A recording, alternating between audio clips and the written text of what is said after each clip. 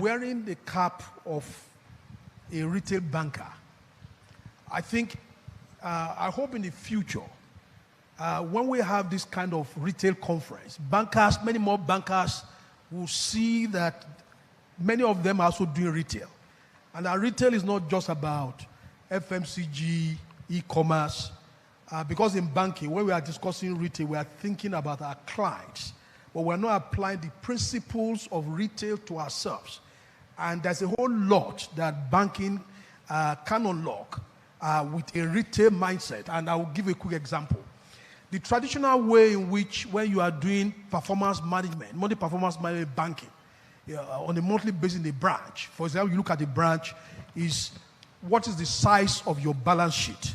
How much asset have you got? How much deposit have you got? What's the size of your loan book? Then you go to your P&L, your what we call net revenue on funds, or your deposits and assets, you look at your fees and commission. And when it is right, you say, waka pass, clap for them, they have done well. But if you wear a retail mindset to look at the business of the branch and granulate it and ask from the foundation, how many customers have you got in this branch? Thinking like a retailer. How many of them come in to shop, to do transaction every 30 days? Because you do your financials on 30 days. Or we have 20,000 customers. Are they growing? No, they are not. Or out of the 20,000, how many of them are doing transaction on 30-day basis? Only 4,000. Okay.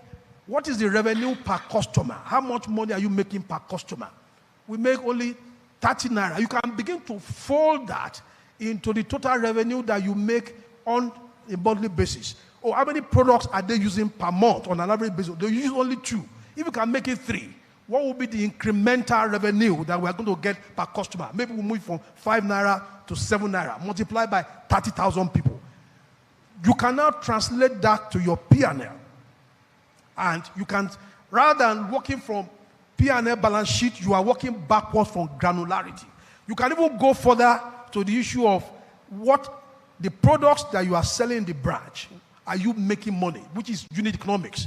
Are you making money per customer? Even you are discounted your cost and your cost of risk. So we make 1 naira, 2 naira for every mobile transaction. So we need to do 10 million to make 10 million naira.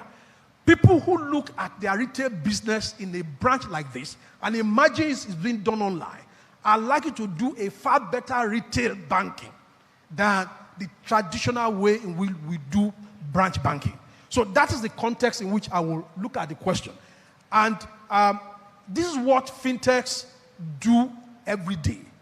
Fintechs think retail in this simple model: customer base, daily active users, monthly active users, revenue per customer, cross-sell, upsell, unit economics, folded back to revenue.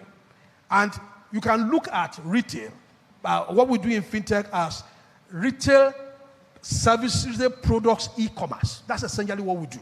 So in terms of how you manage big data analytics and so on, the simple thing is that have a retail business model mindset, the way I've described it. Then ensure that your data architecture is aligned to that business model. Because if your data architecture is not aligned, you will not be collecting the right kind of data. Your technology infrastructure too has to be aligned to that retail model.